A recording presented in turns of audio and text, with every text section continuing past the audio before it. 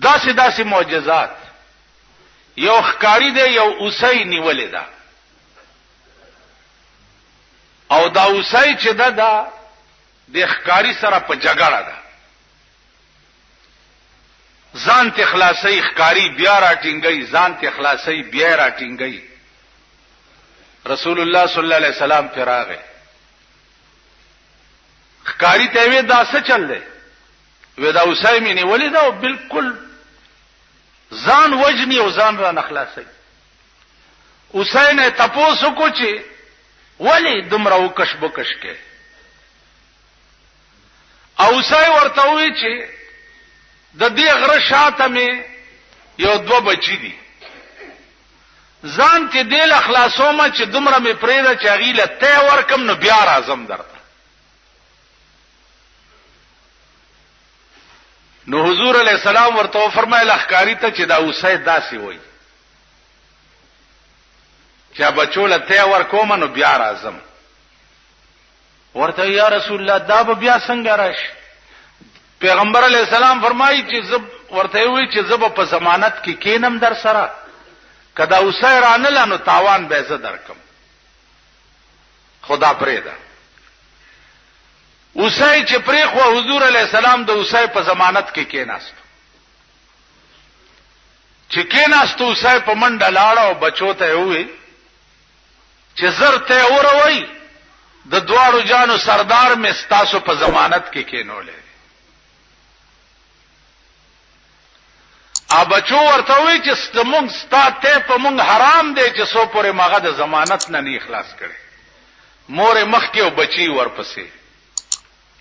مور چراله ښکاری ته حضور علیہ السلام ته وی چې یا رسول الله زه خورالم چې ته د ضمانت نه وځې او دا بچی مې وای چې مونږ د په ناموس قربان یو، مونږ هم د دې ښکاری شو. داسې معجزات عزیزانو عقل به ورته حیران شو. داسې معجزات دا ټول د کعبه په خوا کې را جمع شو. ټول قوم د مکه دا لوی سرداران او په کعبه کې ودرېد او د سورلسمې سپوږمۍ وه.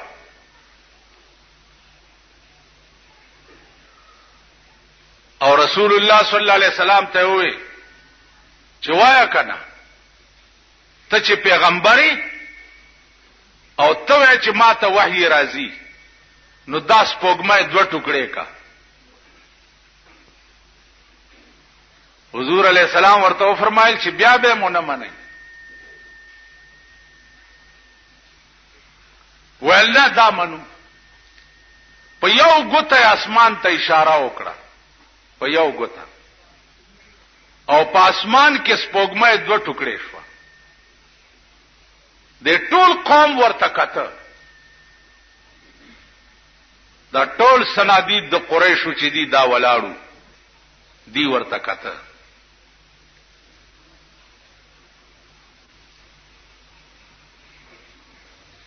علماء لیکي چې یوازې په اسمان کې دوه ټوکړې نشوه، بلکې هغه دواړه ټوکړې رااله.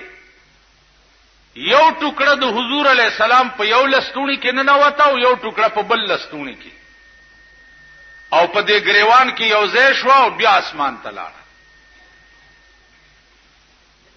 دا منظر چې د ټولو سنادیدو د قریشو ولیدو، وی کته.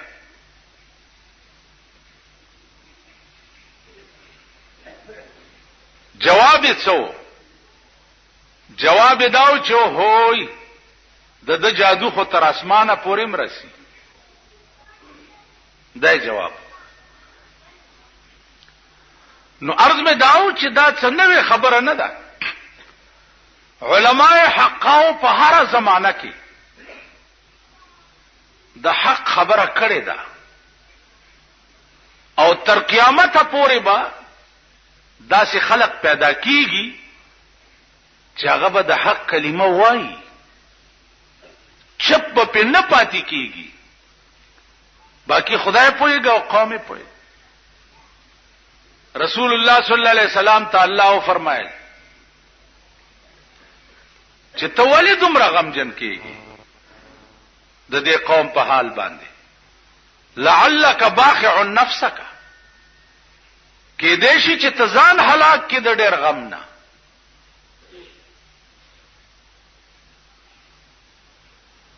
پرېږده واصبر على ما يقولون واهجرهم هجرا جميلا. دی چې سوي ته په صبر کوو ماته پرېږده زه پوهېږم دی پوهېږي. نو عزیزانو د خدای پوهېده بیا داسې وو لکه موسی علیہ الصلوۃ والسلام ته خدای وویل چې اذهب الى فرعون انه طغى. فرعون ته ورشه داغه سرکشي چې داغه د حد نه واوړې ده انتها ته ورسېدو.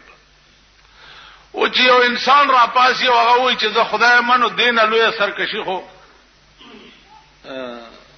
بل څه کې دیش یا الله ورزم خو او بادشاہ دی زه یوازې. نو الله پاک ورته دوه علاج وښودل چې یو خو ستا جبه کې لکنت دی، جبه دې اړمیږي، نو ستا ترجمانی به تا سره مې پیوست یو وزیر جوړ کړو چې استارور دی، تا سره به دي هارون وزیرا، دا بستا وزیر وی او ستا ترجمانی بکړي. دویم دا چې دا تا سره کومه امسا ده چې ته په ګډه او چیلې سره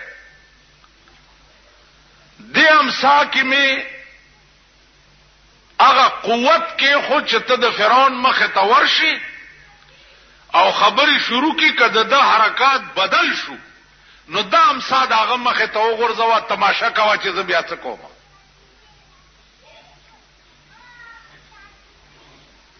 عزیزانو ګران کا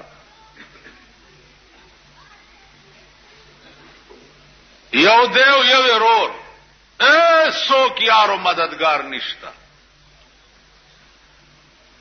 او د داسې بادشاہ مخه ته ورځي چې هغه د خدای داوا کړي دا ټول مخلوق وای چې دا خدای دی، دنیا یې مرګره ده.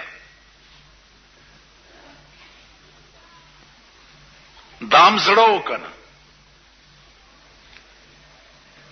او دام جګراوه چې د بادشاہ دربار ته ورځي